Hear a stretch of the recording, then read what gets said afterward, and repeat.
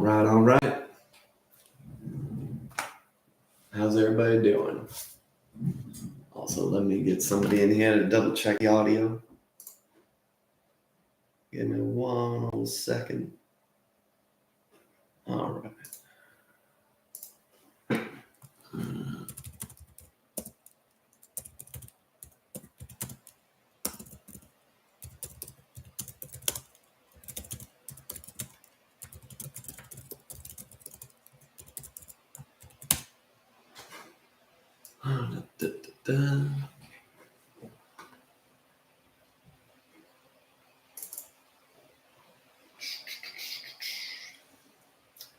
My first stream, let's fucking go.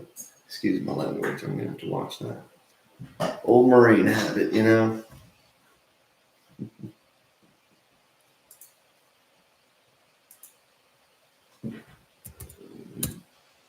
Just gotta make sure everybody can hear me all right.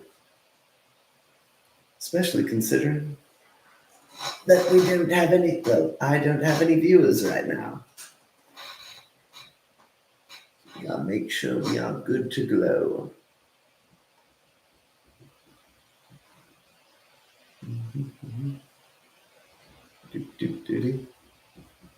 Testing, 1, 2, 3, testing. All right, we got somebody. It should be my buddy. All right. I see you, Jake. I see you. I notice you. How do I sound? Good, quiet, loud, just right. Peach King, good. All right, fantastic. Thank you very much. All right. Good to go. All right, so the purpose of this stream, and also this is going to be a series that I'm starting. I noticed my camera is completely out of focus now. Again, this is what the first stream's all about, working out the kinks. Hello. I know, right? Hello. It wants to be very close to my hand, apparently. It does not want to, like, here's the face. You have to work on this. Wipe the screen with a cloth ever so delicately. I don't have a cloth right now. I'll have to go grab one.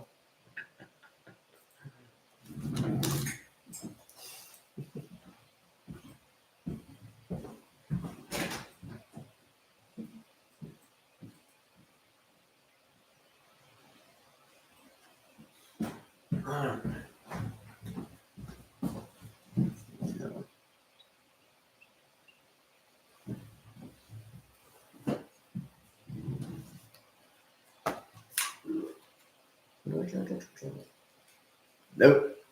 No, it's still blurry as hell. Oh, what are we gonna have to do here? Am I gonna need to install some kind of a program? No, it didn't work. IT, yeah. What are you saying? Trying to like, There we go. Lamau. Okay, now we can get started. So the purpose of this stream, I know, right? Stay, be good, be fantastic. That's what we need. So, purpose of the stream, oh my God, dude. Why? Do I need to get some software for this? Because this is ridiculous. I know, right? Okay. I'm just gonna go. We're just gonna roll with it. I don't know. Is there too much going on? Well, the thing is, it's focusing to like something that's supposed to be like super close to it. It's not like it's focusing to the background. You know what I mean? Like that would make more sense. So I'm not exactly sure. Right? Yeah. It's like a tiny little gnat that we can't see. That it's like, oh, the gnat. Oh man. Okay. So the purpose of the stream is I'm an ex-Christian.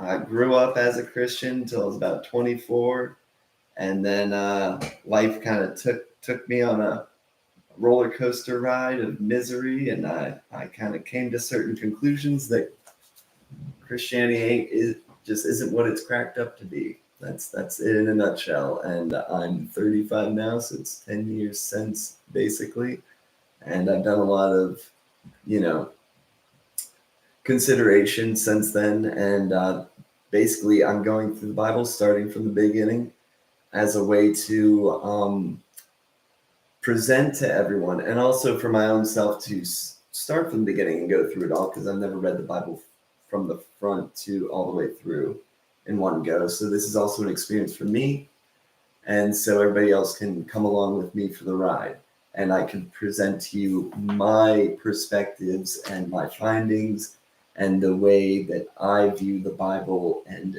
sort of why I think that there's a lot of value here. And just to clear things up, I might be an ex-Christian, but I still believe in a God, and I do believe that Jesus knew God personally, and he's a very important and very influential figure for very good reasons, and that the Bible is something that should be studied and should be understood. Hence why I'm going through this. So, chapter 1. We're doing chapter 1 and chapter 2 of Genesis. Kind of, you know, anybody who grew up in the church, kind of, this is something that you'll learn at a very young age. And so this is kind of, it ties in. The important thing, especially about these first 2 chapters, is how they tie in with what happens later on in the Bible. And the remarkable thing about that is how things take place so many hundreds and thousands of years past this initial point, that then get tied in by people in the future. So obviously people who, you know, in my opinion, came up with this beginning of how the world began had no idea of how that was going to impact people in the future, and how different religions would take what they put forth as this is the creation in their opinion, and how people would come to integrate it into their own beliefs and take different sort of alliteration and what have you. So first and foremost, my perspective is this is a myth. Full stop. Like this is not, if anybody is kind of under the impression or under the illusion that this is fact, there's just not enough evidence to support that, in my opinion. And to treat it as such, I think is really, my opinion, detrimental to the clarity of understanding of how to read this and how to understand this, because people came up with this idea. And it's actually, if you've read other creation myths, this one in particular is actually probably the most compelling creation myth that I've ever read. And I've read others, and most of them, you know, you got some like the back of the turtle. You have other gods like and you know, this god, you know, he basically took off like a limb and then smacked it on the ground, and the reverberations spread, and that created the universe. Like kind of weird kind of stuff. But this is actually one of the more straightforward. One moment.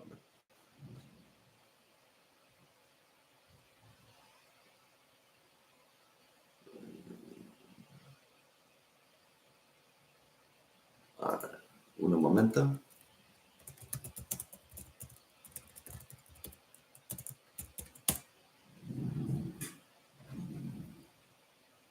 All right. So basically, this is probably the most compelling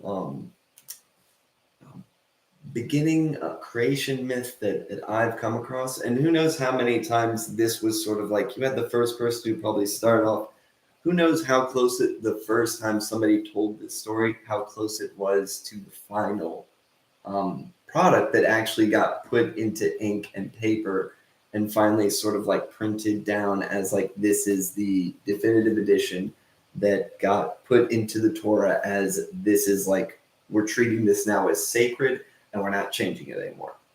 And that's something that, you know, hard to even, there's no trace of what came before this really. You know, it's not like there were many editions, as far as I'm aware. And I, just so everybody kind of understands, I'm not a scholar by any, as far as like educationally speaking. I've not gone to seminary. I have not taken extensive courses on this topic. I grew up, I'm a pastor's kid. I grew up in the church, in a non-denominational Protestant church. So a lot of this understanding that I have background as far as coming from a Christian perspective is just from growing up in the church, and also being somebody who was a stark defender of the Christian faith, for my first roughly 24 years of living. Okay, so, and also, so you got to think about somebody coming up with this as sort of like, they're trying to explain, generally, you got to think of like, your kids are asking you, where did this all come from? And you're trying to explain to them where it all came from. And so eventually you come to, there is a God, and that's well, creation, creator. Pretty simple, pretty easy. I mean, there's a reason basically every mythology that I've ever looked into that at least survived to the point where today we are studying that has gods as a very key important factor. Like, for gods, just kind of a god or multiple gods resonates with us because creation, creator, it just goes hand in hand. It's easy, it's simple.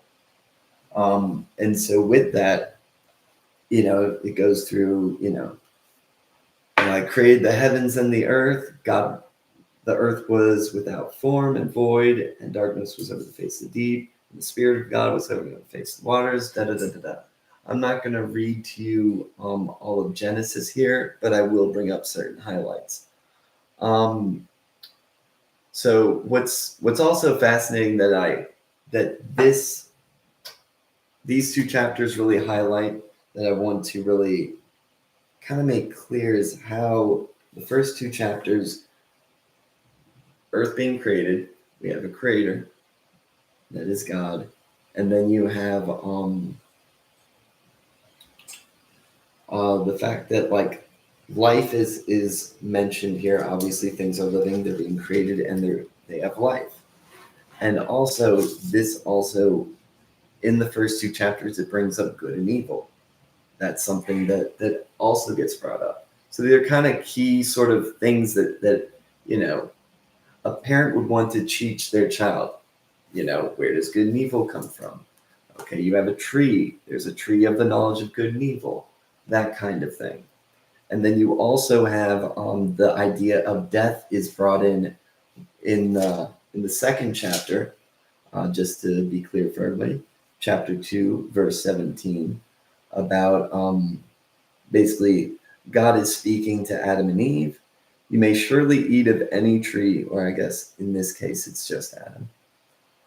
You shall surely eat of any tree of the garden, but of the tree of the knowledge of good and evil you shall not eat, for in the day that you eat of it, you shall surely die. So you got the concept of life and death already getting in here, good and evil. And there goes the camera again. Come back to me. Come to me. Maybe. Come on. We gotta figure this out, don't we? Perfect. All right. So you have these really important sort of ideas and concepts being woven into the creation of Earth, the creation of animals, plants, everything that we see, the heavens, the stars, the waters, basically the oceans and the land and everything like that. And then you also have the concept of there being like that the rotation of days should be in a 7-day interval. Now, I'm not sure exactly how many cultures kind of came up with that. But clearly this is a unique case where even in the creation myth, the idea of a 7-day cycle is front and center, which, and I did my own little like, oh, that's, decided to just kind of do some little thinking on that. And I was like, wait, hold on. So 7 days times, what is it, like 52 weeks, something like that, is, 364 days. So then plus 1, 365. So, our year cycle almost divides into 7 days perfectly. But I mean, 365, you could have a 5-day cycle, which would divide into it perfectly. So it's not like somehow 7 was the best number for that. So I found that kind of interesting, just because it's, and then you have the moon cycle, which is like on a 29.5-day cycle, which is like 20, 7 times 4 is 28. Okay, that's not, it just doesn't seem so obvious to go with a 7-day cycle, which I just find kind of unique in all of this. And then I was kind of just, doing some math. Okay. 364, how does that, we have 4 seasons, divide by 4. Okay, that's 13. So 13 weeks in every season. I was like, okay, then you just kind of add 1 day on top of that. You have 4 seasons, 13 weeks, basically 13 weeks per each season. Then you just add 1 day and then you get, a full year. So maybe there's something to that effect. You got your equinox and you got your what's the other term? Oh gosh. Basically when the sun, the sun is at its where you get the least amount of daylight in 1 day and then the most amount of daylight in 1 day, and then the 2 in between points, which are kind of always sort of based on the other 2 days. The winter solstice, there we go. Winter solstice and the summer solstice, and then you got the spring equinox and the fall equinox. Okay, so I went kind of down a rabbit hole there when I read that, 7th day. Like, obviously I grew up with that information. It was just sort of like, and, we use, the week is a standard. Everybody uses it. So it's sort of like never really thought about it until I was doing this sort of study of the first chapter and the first 2 chapters of Genesis. So I think it's unique also that with God, he speaks things into existence. Sort of like, okay, well, how does he create? So the explanation sort of like he speaks it into existence, which actually, as time goes on and Judaism / Christianity Christianity comes out of Judaism, as the religion sort of moves along and sort of newer ideas or ideas are getting more fleshed out, more understood, and the whole idea of God speaking things into existence, the word of God becomes its own sort of idea and concept, and something that people like study to understand the word of God. I mean, you hear, if you go to church, especially Episcopal Catholics, stuff like that, like you'll hear like the word of the Lord, thanks be to God, that whole snazzy jazz. So, the other thing that this is more like kind of me sort of, the moon is just such a fascinating celestial body, right? Like, if there's one thing that like, or one of the many things that kind of causes me on a personal note to really believe in a creator and believe in God, is just how odd the moon is. It is every other planetary body that has a moon or moons, the size ratio is so ridiculous it's not, our size ratio is ridiculous. Theirs makes sense. You have like, Jupiter, Saturn, these massive celestial bodies, and these teeny tiny little moons. And that kind of makes sense. They get caught in their gravity. It's easy to explain how those planets essentially could get trapped in that orbit. But for our moon, the size difference is like, Earth and then like the moon. And it's actually like quite fascinating and impressive. And also, like, it's, in my opinion, it's one of the main reasons why life was able to develop on Earth, is because we basically have this defensive satellite helping to deflect or cause asteroids and what have you to go off course because its own gravity is also significant. I mean, shoot, you can look at other moons near Saturn and Jupiter, and some of them that don't have sufficient like any real tectonic activity, or like, not much way of rejuvenating the surface. They are covered in and pelted by asteroids. And those scars last for a very long time because there's just no way for their surfaces to kind of rejuvenate like ours. And the moon, especially the dark side of the moon, it looks like it's been through a rough time, and in a way helping to protect the earth. And I think it's one of the big reasons why life was able to propagate on Earth, is because of the moon. It also causes the tides, which helps the water. I mean, I'm I'm not scientifically inclined enough to go too deep on the matter, but it's very impressive. Also, I love the fact that like solar eclipses and lunar eclipses are pretty dope, right? And that's due to the ratio of the moon and how far it is away from Earth compared to the size of the sun. And I mean, again, we're getting off topic. I'm just trying to explain to you that there's a lot of cool reasons to be impressed by the creation that is Earth, the moon, this solar system, and this universe. And hence why I'm very impressed by God. Just in general, I think he's very impressive.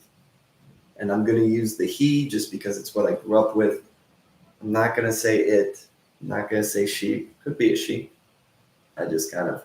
He is just the norm for me. So I'm probably going to say he a lot. Let's keep going. All right. So if you haven't noticed, this isn't sort of like me trying to teach you. I'm not going through here and being like, and sort of giving you a Christian, hence what's this ex-Christian explaining. I'm not giving you some kind of Christianese explanation for all this. And I'm also not going to go through verse by verse by verse. Maybe I will at a later date. I don't find that to be severely important, because this is more of talking about the concepts of how this plays into how people later down the road would read this and kind of evaluate, and sort of we're just using this as like a foundational baseline. All right.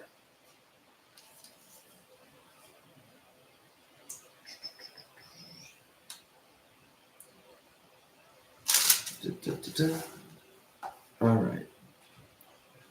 And also this is I need to do better with my notes. I need to, because I'm mainly going off my notes. I need to write down the verse that I'm, because I wrote down explanation of why humanity is top dog. Like the first two chapters does go into basically, think of, again, a parent explaining to their child why humanity is in charge of the planet, of Earth, of the land, of what they see and what they're trying to like. We're the ones that sow the seed. We're the ones that herd the sheep. We're the ones that fight off the lions from our sheep and what have you. And this is sort of like the whole idea of God making so chapter 1 verse 27. So God created man in his own image. In the image of God he created him. male and female, he created them. So that's another sort of link. And this is something else that I really appreciate the Bible and Genesis doing, and something that I think is very unique to Christianity and compared to other creation stories. Again, plenty of other creation stories do have where maybe a group of people are made significant, like maybe God made our tribe and our tribe is blah blah blah because our God made us, and that kind of creates more of like a, well, our God didn't create your tribe kind of idea, you know what I mean? And so with this, the idea of God creating man in general kind of establishes sort of where everyone that you would see if you grew up with this and believe this, everyone you see is a descendant of the first man and woman that God created. So there's a certain sense of like we're all sort of God's creation. There is no like other. Now that comes later, obviously. There is quite some otherization that goes on later on in the Bible, but not initially. So,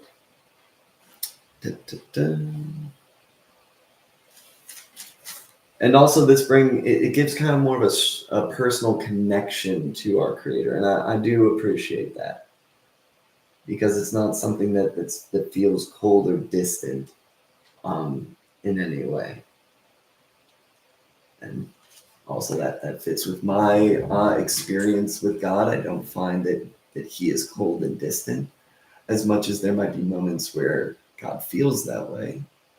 In reality, he is not.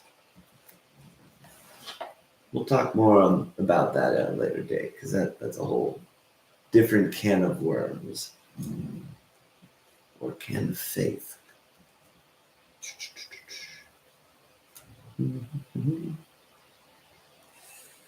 Also, in the first two chapters, there's also an explanation and justification for what humanity has been doing, is currently doing, and should continue to do. So it's also, remember, you got to think about people, what people have been doing before. Hey, kids, this is what we have been doing. This is what we are doing. This is what we're going to continue to do. So it establishes sort of a norm. This is the norm, and this is what we need to do. And this is what we should do. Is basically, till the land, till the earth. This is what we've been doing. This is what God put us here to do. We're in charge of this. God gave us the authority to name the animals. Like, we are in charge of taking care of them. We are in charge of naming them. We are essentially the shepherds of this world. Which, again, other creationists don't really emphasize that kind of responsibility that humanity has over the planet, which I find remarkable and significant, and something that really kind of probably influenced the people that came up with this story and distilled it and refined it and propagated it and felt it was a story that had such importance that eventually they wrote it down and basically codified it and was like, no more touching it. This is it. This is what we're doing. This is our story. This is the beginning. This is our creation. This is the creation we believe in. And I can see why. It's a very well put forward idea, concept, and story. Hence why other creationists nobody talks about them anymore, unless you have to, the old, with the old Norse creation that nobody even considers could be true. And there are still millions of people to this day, billions of people to this day, that believe that this story is true, is fact. And that is impressive. All right. Establishes personal connection between God and humanity. We are made in God's image. Explanation of why we are so different from everything else. That's the other thing. why are we not like the dogs that just kind of, clean themselves and in their mouths in ways we would find it appropriate, and kind of like very carnal desires seem to drive everything they do. Obviously, there's a little bit more to dogs to a certain extent, but why are we so different from them? Why is it that we can make books? I don't think any, no, I don't think any freaking other animals come anywhere close to something like that. So it kind of goes into the explanation of why we are so different from everything else. Establishes the Sunday cycle. Kind of went on a tangent in my notes on this. Because then next thing you know, I'm like, we should just, why don't we just have 4 seasons? Kind of like 4 months. They're 13 weeks long, I mean, that's a season, you could have March 23rd, first day of spring, second day of spring, then all the way it's 91 days. So each season would be 91 days, and we just go, when are we doing it? 53rd day of spring. If it's spring, you could just like say, when do we mean? The 53rd. All right, see the 53rd.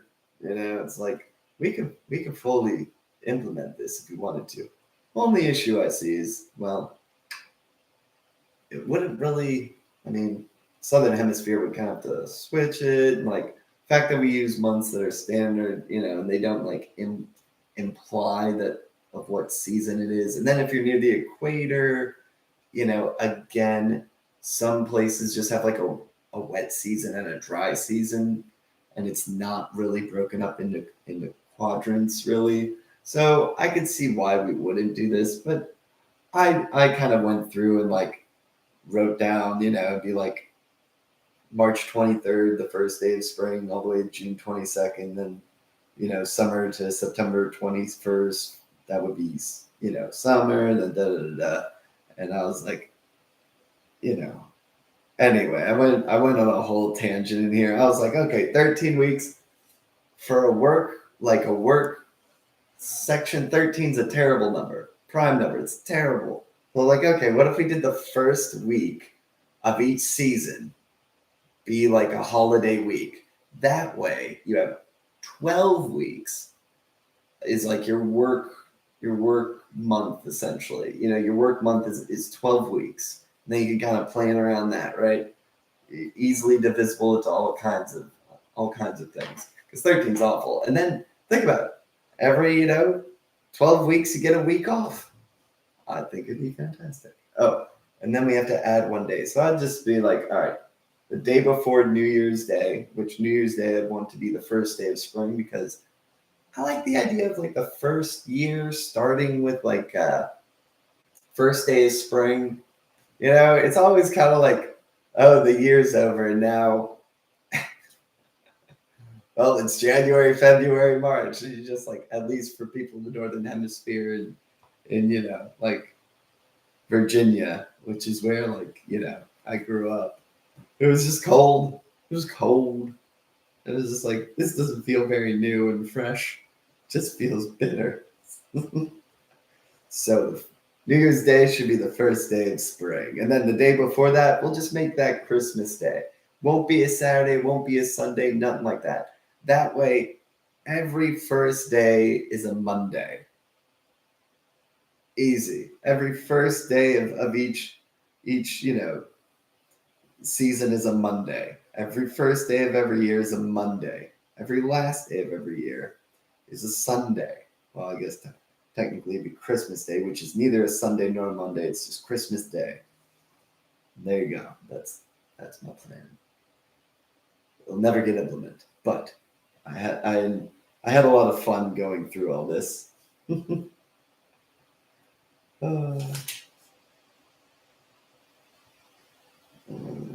One interesting thing, I don't know how significant this is. There could be, if I did some more research specifically on like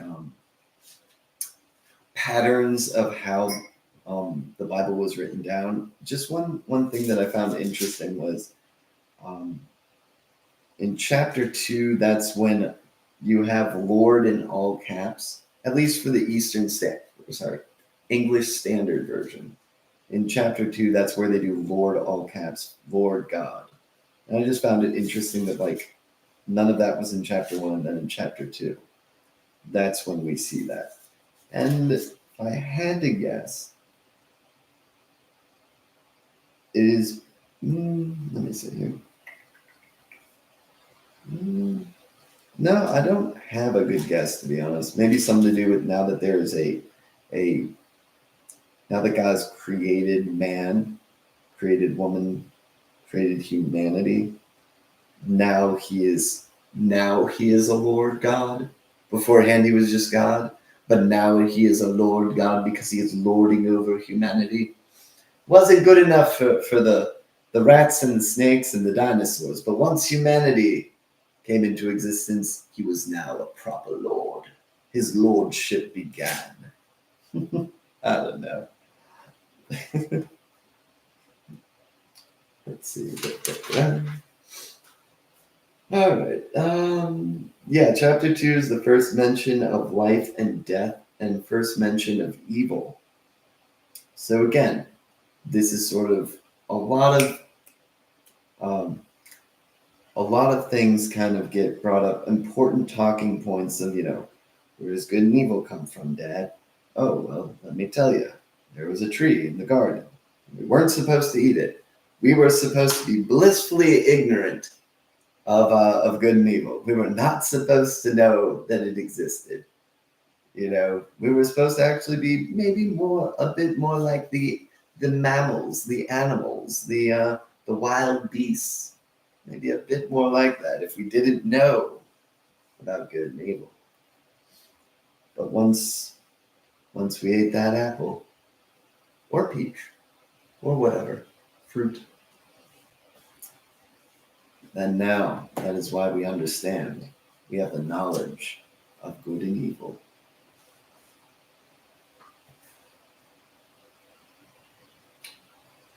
Oh, yes. Oh, the other thing is something that many people probably already know if you grew up in the church, and and maybe some do not if you haven't grown up in the church, is that it's a very male-focused story and a very male-focused sort of perspective.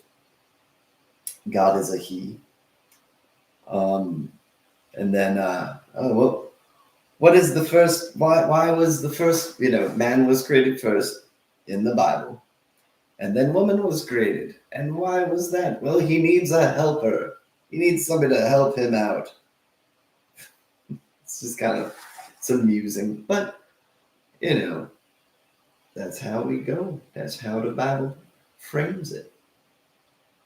All right. Also, the first mention of Adam is chapter 2, verse 20, like the first mention of Adam's name, which I thought was just an interesting thing to sort of highlight.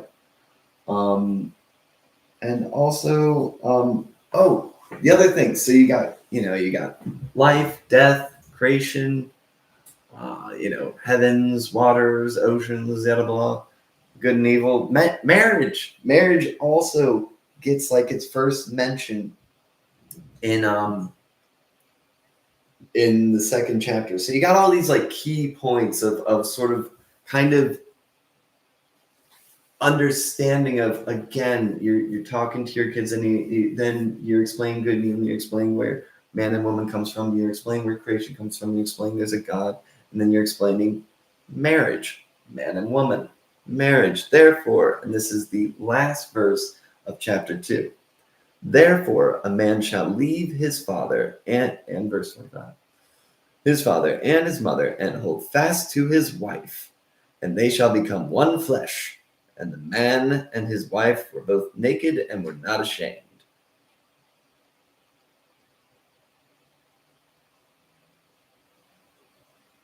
Be unfortunate if it said, and they were ashamed. They were both naked and were ashamed. Shame. Full shame. Let's see. So, yeah.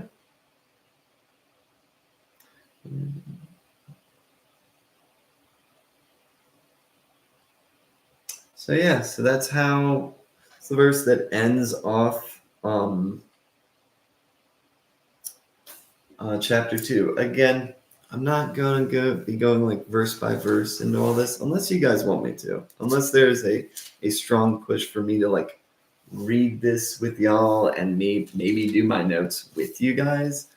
We shall see how this goes. This was very much a this is my first stream. This is part 1. I'm hoping to do this as a series. I'm going to be going through the whole Bible like this. And this was just from one day, like basically a 2-hour study session of writing down. I'm planning on doing like probably 4 to 6 hours worth of studying before I do one of these streams, and going through roughly 4 to 6 hours worth of study. And I'm already seeing I'm at like 41 minutes. So, we might be looking at 2-hour-long streams in the future. We shall see. I mean, maybe an hour and a half. We'll see. Also, I'll probably get better at pinpointing what words I want and what topics I want to really kind of nail down in the future. And I'll get better at writing notes so that I can also go through this more swimmingly, because that's something I also need to get better at, is writing notes that helps me translate my notes to the screen for all of you. For all of you lovely people. Let's see. Ooh. You know what chapter 3 is? The fall. Oh, yes. We'll be getting into that probably Wednesday. Probably Wednesday. That's the goal. Wednesday is when I'll stream next, probably around this time. Maybe around 4 p.m. 2 to 4, something like that. So anything else for the peeps? Anything else I need to... Oh, yeah. Like, comment, subscribe, all the YouTube jams. You like my flag? Don't tread on me, Sunny boys. Mm-hmm. All right. Well, looks like this is as good a place as any to sign off here. Thank you all for joining me, and I hope my next stream is better than this one. Not that this was bad. Just if it's better, it's always good. Hope it just keeps getting better and better from here, and hopefully I can implement other applications where I can like show stuff on the screen. This is very just a work in progress. So hopefully I get better at this and better at presenting my ideas to you all. And well, God bless. Have a great day, and go have fun.